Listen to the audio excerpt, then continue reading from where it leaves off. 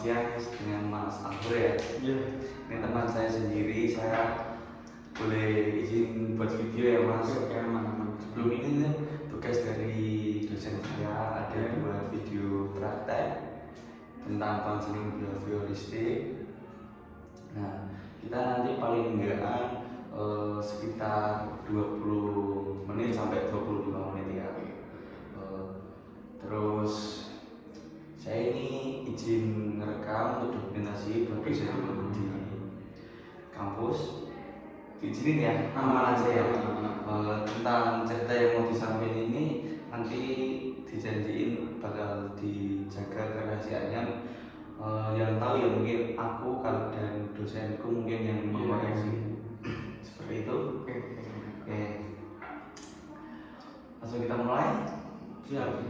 Sebelumnya masih di kafe nol Mas. Iya, masih. Oh, udah lama gak ketemu ya? Udah lama banget, sekitar berapa bulan ya Mas? Hampir 4 bulanan. Soalnya kan kita tidak bareng lagi. Saya udah cabut duluan. Iya. Ngalah dulu. Di sana masih orang-orangnya masih itu atau yang masih bertahan sampai sekarang itu ada 2 orang, 3 saya. Yang semuanya itu anak baru. Iya. Mesti kenalan lagi. Iya, adaptasi lagi. Itu yang sulit menurut saya. Capek ya Mas? Iya, capek juga. Harus menyimpan energi yang hilang. Kayak fase-fase awal kenal tuh kayak harus senyum, harus so asik dulu. Padahal Masnya. Itulah namanya kerja juga kita harus profesional. Walaupun kayak ada kesan terpaksanya. Mau gimana caranya kan harus profesional. Masih kuliah? Alhamdulillah masih. Rajin ya? Ya salah gimana ya rasanya rajin sih. Cuma ya kalau di samping kerja ini kayak ada itulah.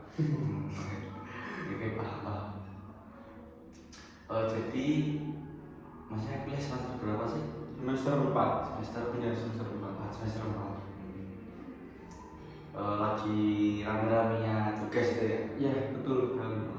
Apalagi yang semester 5 itu kemarin dapat kabar dari kantin itu bisa dikatakan semester 5 itu banyak di lapangan bukan di kelasnya. Turun ke lapangan praktek juga. Jadi banyak pengeluaran juga. Oke. Terus tujuan Masnya kesini ketemu sama aku tuh ada problem apa sih yang mau disampaikan atau mau yang dikeluhkan ke aku? Mungkin untuk saat ini lebih ke keadaan keluarga sih Pak ya. Yang bisa dikatakan keluarga itu tidak sepenuhnya menyupport saya dalam hal kuliah juga dalam hal kerjaan. Maksudnya itu kayak gimana sih? Saya kan setelah lulus SMK, saya itu pengennya itu langsung kerja. Nah dari bapak itu sudah mengizinkan, akan tetapi dari ibunya itu tidak boleh, harus kuliah dulu. Bilang ibu gimana itu waktu itu? Ya mau kerja aja, mau merantau keluar Jawa. Itu maunya Masnya. Terbalik dengan kemauan ibu tadinya yang menyuruh Masnya buat kuliah. Nah di sisi itu kan tadi kan tidak sepenuhnya ada support dari keluarga. Mau gimana pun caranya kan saya kuliah juga ada paksaan pun nggak ada support. Jadi di sini saya juga kerja. Jadi ya kalau dikatakan kuliah terus menerus itu enggak ada barunya. Dan kadang pun kerja pun juga gitu. Kendalanya mungkin di mana ya, lebih kurang kayak perhatian kita sih Mas. Kalau boleh tahu itu lebih ke kurang support dari orang tua tuh, support secara finansial ekonomi atau support batin ya? Kalau saya sendiri lebih ke batin. Ya nggak ada motivasi. Nggak ada motivasi. Seakan-akan kayak bener-bener dilepas. Kalaupun kuliah ya kuliah sana, kalau kuliah bekerja sana gitu. Memang bener-bener dilepas. Jadi Masnya tuh kayak ngerasa ngerasa sendirian gitu. betul itu kayak gak ada support, nggak ada siapa-siapa. dalam artian sumpah nih aku gak butuh support Nah gitu. padahal mas itu berharap dan Berharap pengen. banget, apalagi ke orang tua yang notabene tuh lebih tahu bagaimana anaknya sikapnya gitu. Keadaan sama orang tua baik-baik aja atau gimana saat ini? Sudah lama juga agak renggang. Dalam artian kayak gimana? Renggangnya Jarang tuh pulang gimana ya? gimana? Jarang pulang malah saya. Saya tuh kemarin Idul Fitri aja di rumah itu 2 hari 1 malam. Habis itu pulang ke sini lagi kerja. Pun kalau di rumah tuh kayak jagung banget mas. Dalam artian kayak jagung ini di ibu loh ya. Kalau di bapak itu biasa. Kalau di itu pulang ke rumahnya ya misal ditanyain ya jawab, kalau nggak ditanya ya diam-diam aja. Kayak gimana ya? Kayak emang canggung banget gitu loh. Oke. Berarti masnya tuh gak deket sama ibu. Bener, deket. Kalau ke ayah malah lebih ke ayah daripada ibu. Oke, jadi yang saya tangkap itu mungkin nggak tahu ya omongan saya sebenarnya atau enggak, nanti masnya cerita ke pribadinya. Itu kalau menurut aku ya, kalau tak lihat dari kacamataku ya, kerenggangan dan ketanggungan masnya sama ibunya itu karena konflik yang pertama tadi, karena perbedaan pendapat. Ada banyak hal. Yang mungkin kalau saya ceritakan itu saya agak masih gimana, agak masih takut. Mungkin salah satu contohnya kan masnya pengen kerja dan ibunya masnya pengen masih kuliah. Nah itu salah satu. Cuma Dan masih ada banyak hal yang lain. Misal kayak dari perkataan itu salah satu contoh kecil. Dari perkataan, dari sikap ke anaknya itu. Yang menjadikan saya sendiri tuh kayak merasa gimana gitu di lingkungan kerja, di lingkungan pertemanan. Kalau sama laki-laki sih udah aja, cuma kalau lawan sini kayak canggung banget gitu loh. Itu salah satu faktor kenapa saya nggak bisa kayak intens sama lawan jenis, ya nggak bisa terbuka gitu ya. Pun kalau sama sesama jenis itu bisa-bisa aja, cuma bisa dikatakan kalau nggak ditanya juga nggak akan jago, kesannya gitu.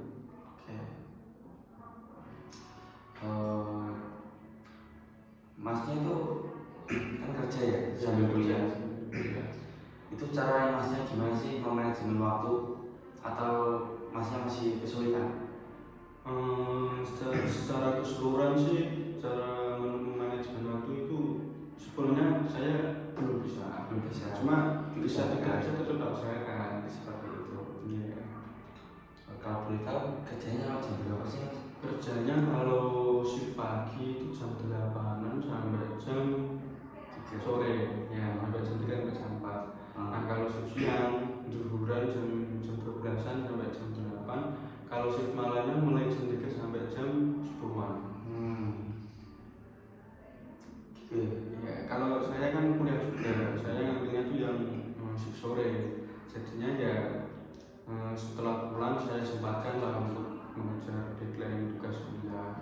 Jadi ya saya sempatkan.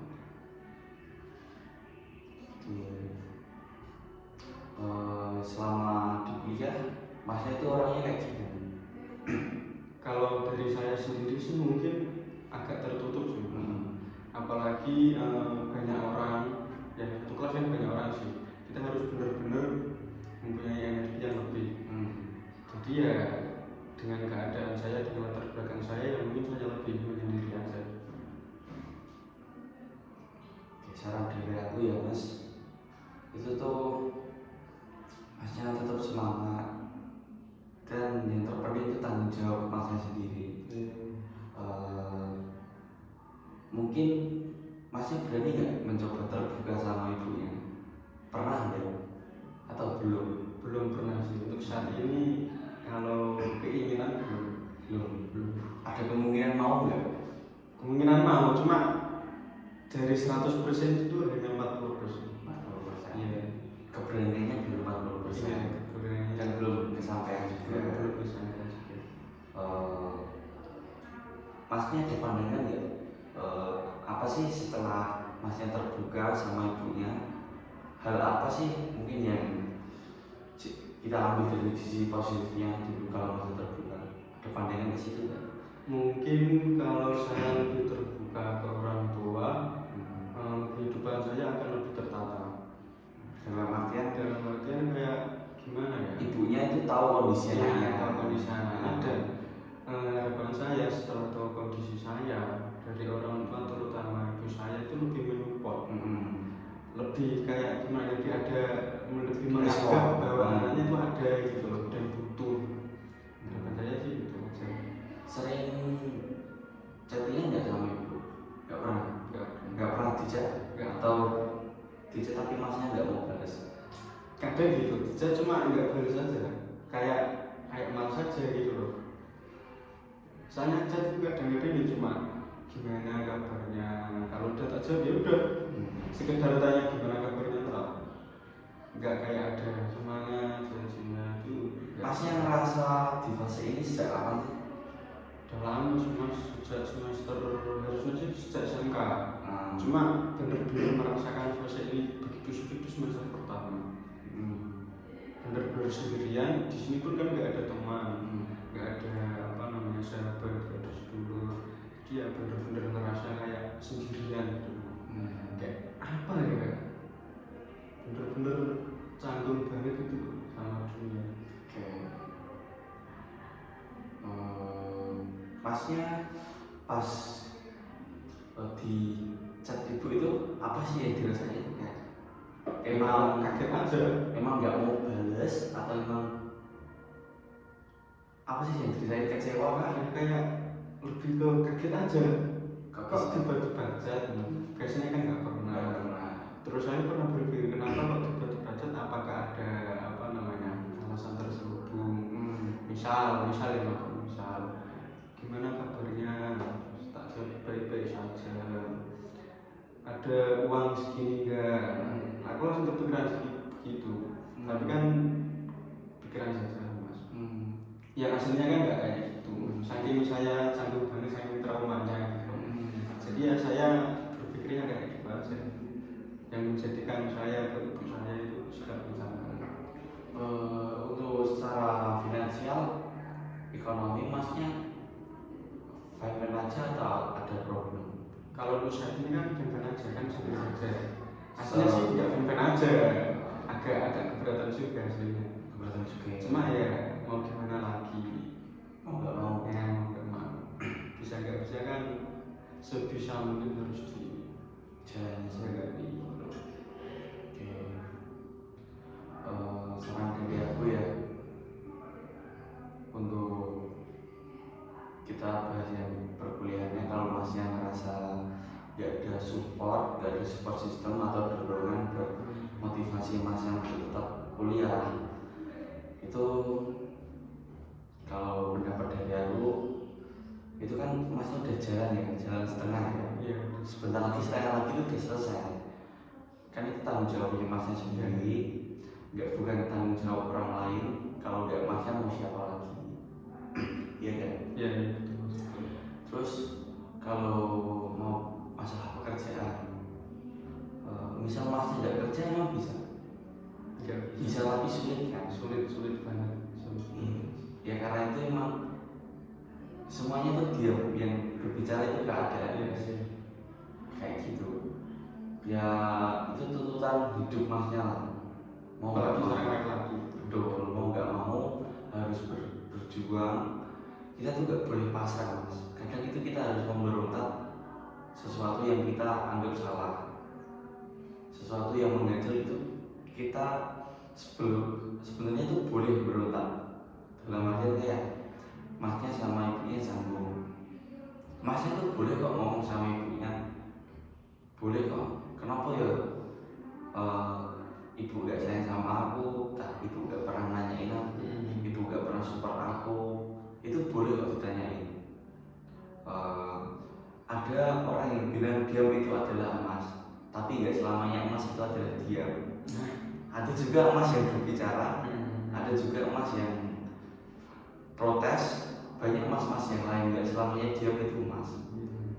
Misal sampai kapan ya kita lihat ke depan nanti kalau masnya tetap kayak gini dengan belum berani terbuka sama orang tuanya, masnya juga nggak tahu kondisi ibunya kayak gimana, ibunya juga nggak tahu kondisi masnya kayak gimana.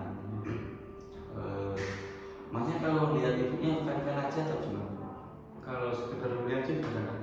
Begitu juga dengan ibunya, mesti ngeliat anaknya, oh anakku di perantauan bisa kuat, kayak itu cukup deh. Mungkin kayak gitu. Kalau positifnya kan gitu. Kalau sisi negatifnya kan kayak masnya, aku nggak diperhatiin, aku nggak disayang, nggak disupport.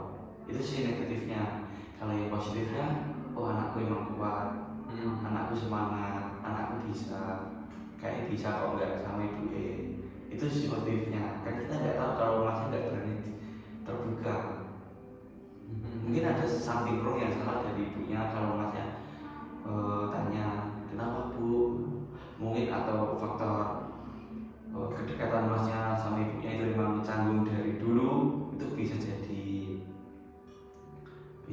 kayak ibu tuh ngerasa gak enak nanya masnya, padahal ibunya itu mau. Semua ibu tuh sayang sama anaknya, nggak ada ibu yang nggak sayang sama anaknya gitu. Masih pernah deket gak semua anak laki-laki itu gak bisa sama bapak. Pernah dengar. Nah itu mungkin kebalikannya dari masnya deket sama bapak tapi gak sama ibunya.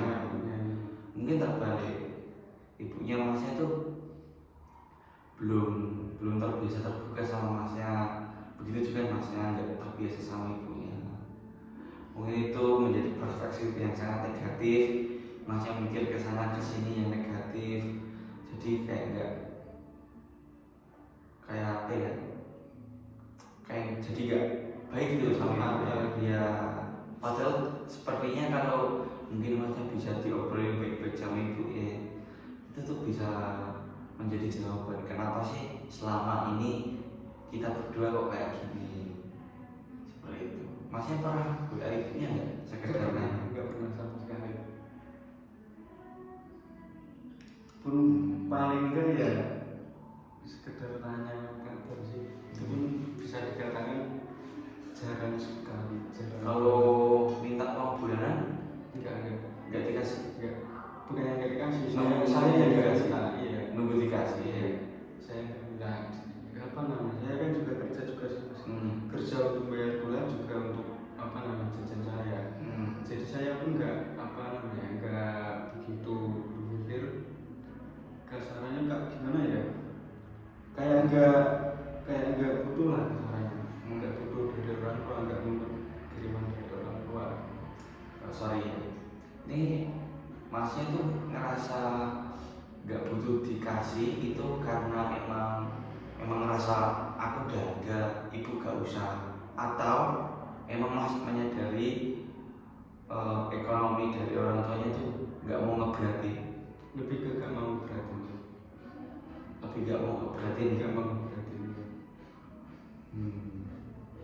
Dan itu menjadi faktor masnya untuk kuliah sambil kerja dan membiayai kuliah maupun sehari-harinya masnya sendiri tanpa campur tangan orang tua.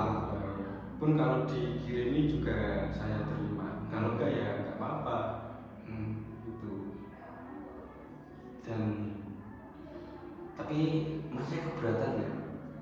Berat sih. Kalau dibilang berat sih. Berat.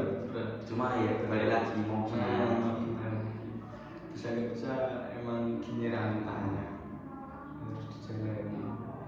Cuma ya itu aja, minusnya itu kayak kenapa sih hidup saya sendiri itu nggak seberuntung orang lain. Kadang dia berpikir seperti itu, kayak nggak adil lah, lebih ke kayak gitu loh, kayak susah mas jelasnya.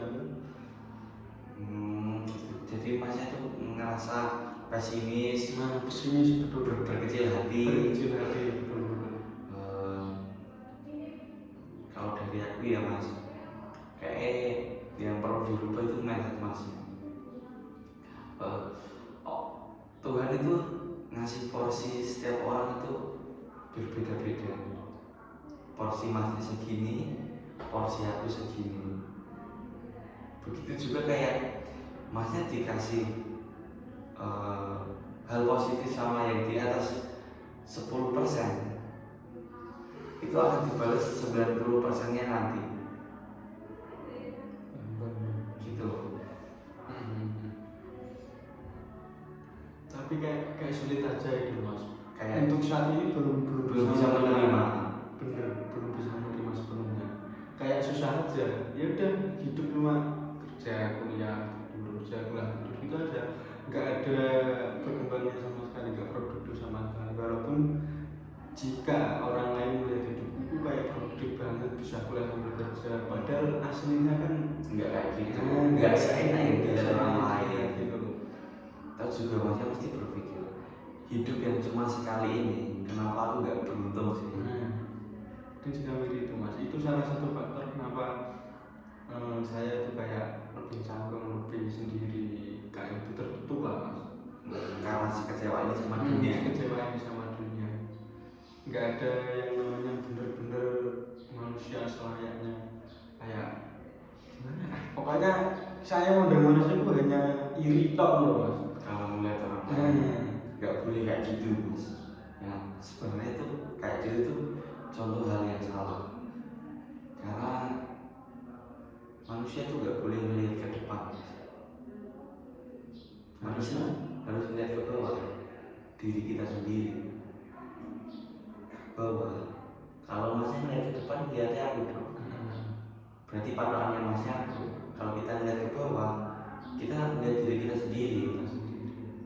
Seperti itu. Jadi kayak buang mindset yang jelek-jelek, iri lah, ngerasa nggak beruntung. Masih punya self reward ya, misal punya uang lebih, kemana, beli apa gitu. Mungkin kalau untuk saat ini ke rokok sih mas. Yang biasanya rokok kretek atau rokok es lah katanya. Kalau saya berat belinya yang kayak enak-enak lah, gitu lah. Marlon apa gitu.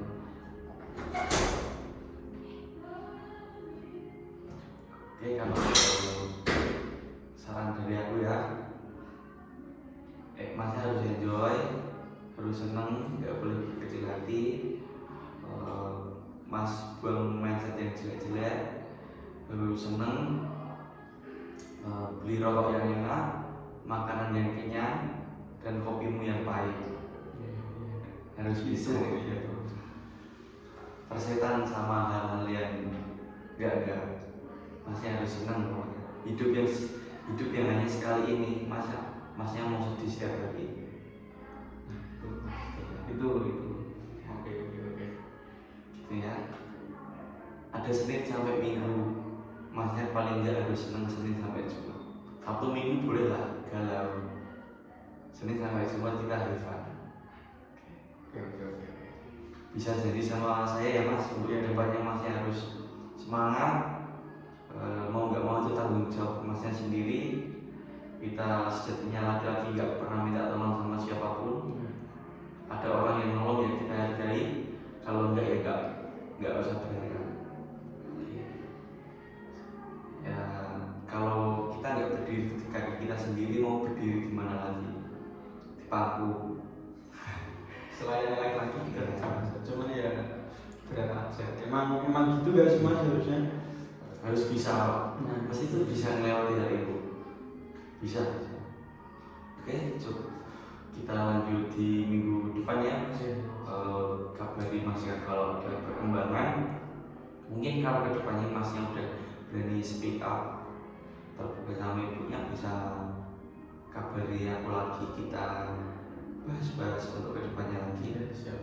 Cukup ya Mas. Cukup. Terima kasih dari saya. Dan saya juga terima kasih. Oke, seperti itu ya.